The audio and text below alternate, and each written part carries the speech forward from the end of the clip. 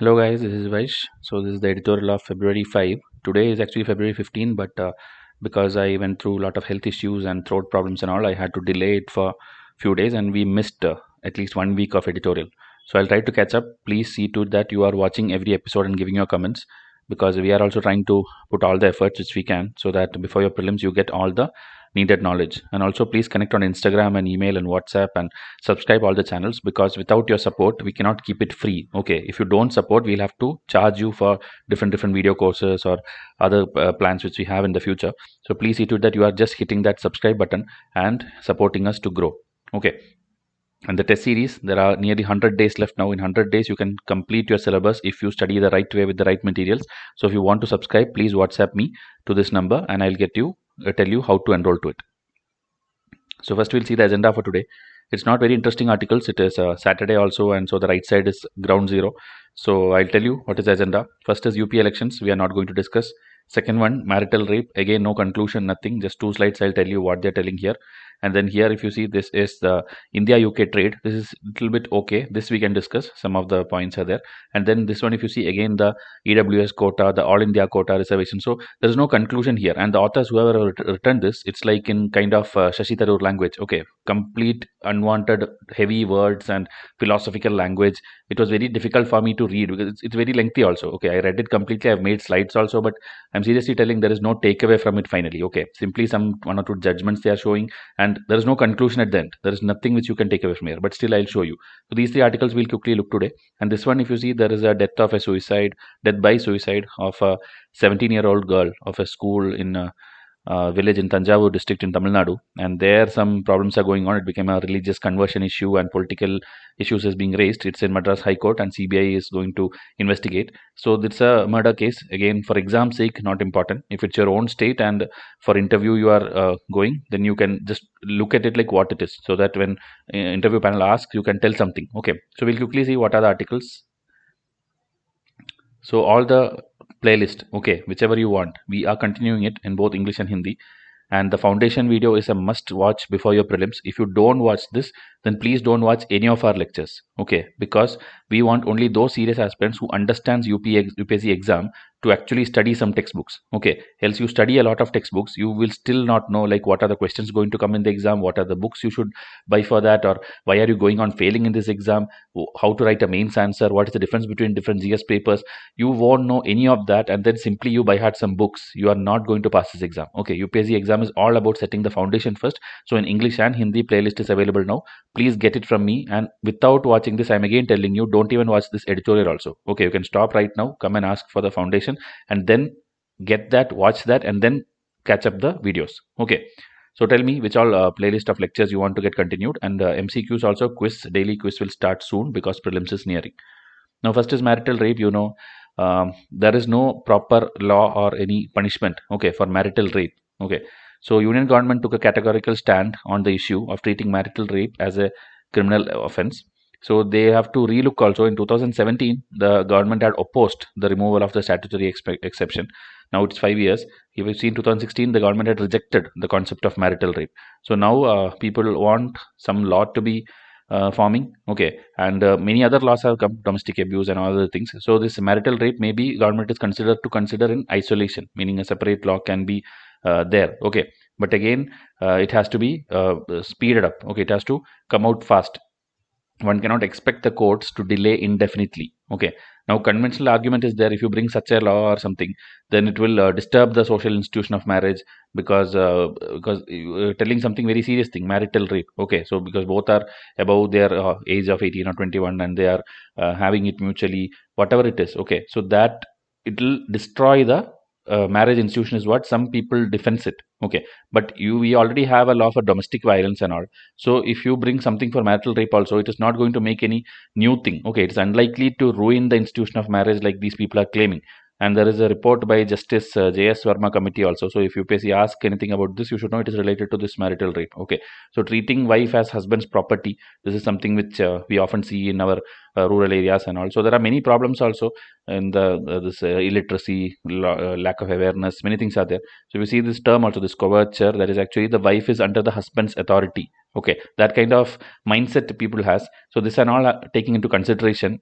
Law has to come for marital rape. This is the only thing told in this article. There is no takeaway or there is no output of it. Okay, so just that there is an issue. So later maybe a detailed article will come. That time we'll discuss more. Second one, India UK. So in January you would have noticed that the India UK FTA, okay, because UK has come out of this European Union, the Brexit, which happened. After that, UK is going and having great relationship with everyone. They're going and signing agreement after agreement. So India is also speeding it up. Okay, so there is a fair and balanced FTA which is coming up, covering more than 90% of the tariff lines and targeting about 100 billion trade. Okay, by 2030, and this is considered as a new age FTA. Why? Because it's not just the goods and services and investment which is usually there. It also has intellectual property rights, geographical indication, sustainability, digital technology, anti-corruption, and even climate change. All the many things they are going to agree upon. Okay, so there is a new momentum in the India UK bilateral engagement. So I think there will be a question in the coming mains. A question will be there on India UK relation. Okay, because in GS2 they always ask relation of India with some other country. India UK is a much expected question. Okay, so again, there are sensitive issues also between the countries. There are problems also. So those things, both sides have agreed that sensitive issues are not our priority. Okay, it's a golden opportunity to put the UK business. Okay, it's a huge market. UK producers can come here, Indian producers can go there. So we have to unlock this huge new market for our great British producers and manufacturers across numerous industry, from food and drink to services to automotive. Everything is there. Okay, so we should cover this low-hanging fruit, which is very easily and very like ready-made. We have companies working with each other countries that we should explore first, and then we should follow with a full-fledged FTA. Okay, so this every expert, they are considering that this is not a bad strategy, and it will keep the people engaged in the process of FTA formation. Okay, so as you know, the global economy is having a lot of transformation now. Many groups are coming. China is losing stand in many places. The COVID things has come. Supply chain is full disrupted. So in this time, India cannot lose any more time. Okay, and that India knows that. So that is why India is also having the first ever FTA in a decade with United Arab Emirates. UAE also we are having an FTA. Then with Australia we are having something deal going on. Same way UK also around 16 new things are going to happen. Okay, this is actually India's 16 new things are going to happen with Canada, with USA, with European Union, South Korea. So in fact, after the launch of FTA talks with UK, India and South Korea also decided to expedite the upgradation of existing FTA. Meaning with South Korea, we already have this comprehensive treaties and all. So the Comprehensive Economic Partnership Agreement, CEPA, which in economics test I will teach you, you can enroll to that. So CECA, CEPA, there are many things. Then will come the customs union like European Union. Big things are there. Different types of groupings. It promotes from PTA, FTA, like that it goes. Okay. So India, South Korea's next level is going to happen. So new found flexibility is there in India's new model now, engaging with all the partners, because there are many new trade blocks coming up in Indo-Pacific region. You know, the RCEP is there now without India, 15 countries. Then there is CPTPP, which earlier USA also, whether now USA has exited it. So that is coming up. So there are many things coming up, and also China's thing is also there. China always eyes this Indo-Pacific region. So it's very important that India also have new flexible strategies. Okay, Britain has made a lot of trade pacts with India now. Because it's the post-Brexit priority which they have, and India is the heart of UK Indo-Pacific tilt. Okay, so whenever UPSC asks like Indo-Pacific tilt was in news, it is actually UK's strategy of moving towards the Indo-Pacific region. Okay, you know, USA and everyone is already doing that. UK also has their program called Indo-Pacific tilt, wherein which they are going to tie up with the Asian and Southeast Asian nations. Okay, so here if you see, UK will deepen our engagement in the Indo-Pacific. That's what they have decided, and launching trade negotiation with Canada also, Mexico also, Gulf countries also, and they have something called Global Britain Credential. Okay, Global Britain is their program now. Like, you know, China has One Belt One Road and all. Britain has Global Britain program. Okay, and there are a range of factors. You know, as I told, Brexit is there, China's problem is there, and USA is also increasing their stand in Indo-Pacific. All these things. Okay, so UK recognize the importance of a free and open Indo-Pacific to global stability. Okay, and you know, recently the trilateral this thing was there, AUK US, in which Australia, UK, and USA had a tie-up, which actually France got angry that France was not invited also. So you know, Australia will get access to nuclear power submarines and all. So that kind of things are happening since September 2021. So in this UK tilt also, priorities are trade and investment. Okay. Now, through its Indo-Pacific tilt, the UK is finally carving out a direction and purpose to its post-Brexit foreign policy.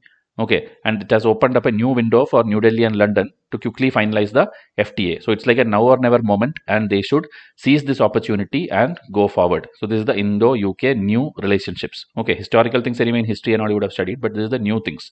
Now EWS and AIQ, which I told, which is a philosophical article, you should just know what is AIQ. All India quota means it refers to the judicially created one category, okay, where 15% of undergraduate UG seats and 50% of this postgraduate PG seats are filled on a domicile-free all India basis. Okay, so this one, the government through this NEET exam and all tried to implement it across India, and that actually states like Tamil Nadu did not like, because they had a very nice system of having the quota allotted, and then people will first work in rural areas, then people will be working lifelong in government hospitals, so they never had shortages of doctors in hospitals in their primary health centers. And also that article I already discussed few days back. It's a very interesting model they have. So NEET and this AIQ model is actually disturbing their existing model. Okay, so there are many problems, and in court many people have raised this issue about all these things. On top of this, there is this EWS reservation, which in UPSC also you have. This week you will be filling the form.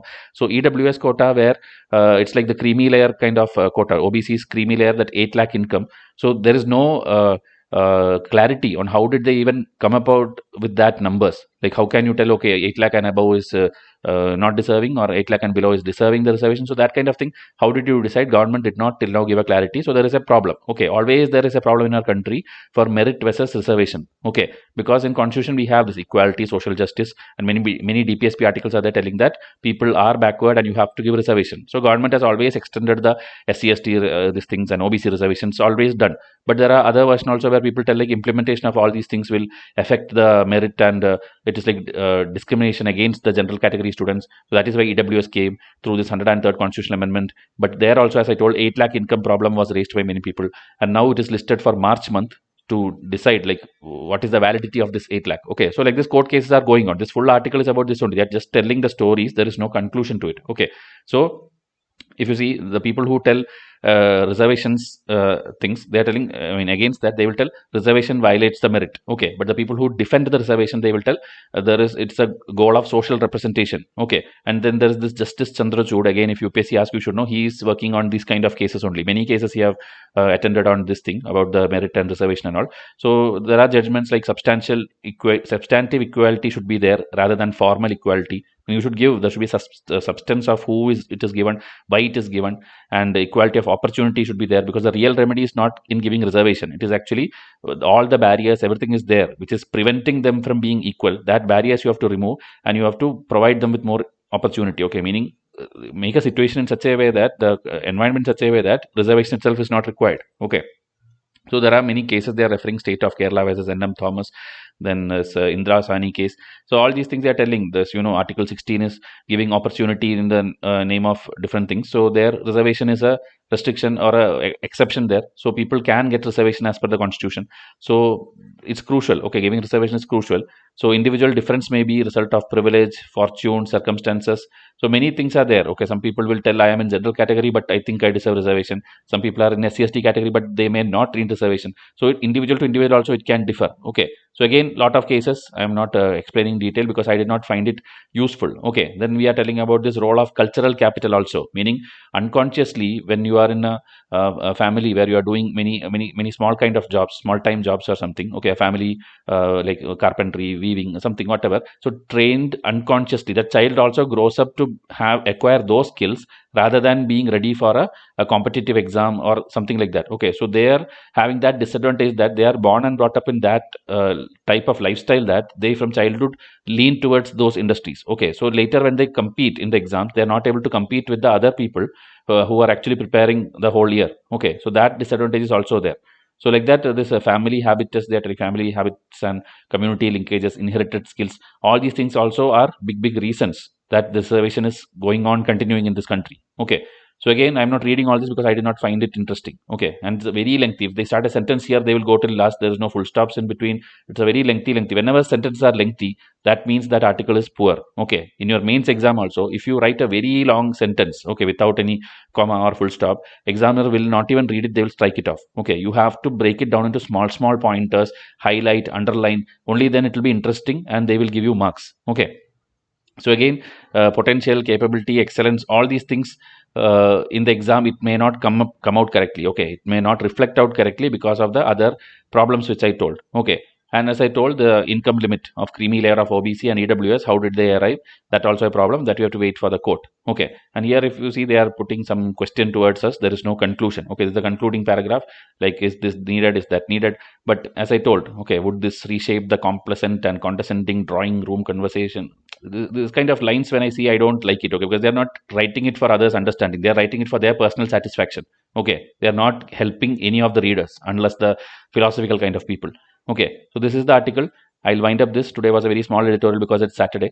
I'll come with the next article of February 7. So till then, please subscribe and support us, and please be on my WhatsApp because every day I'm sending you free video links. Okay, so thank you and have a nice day.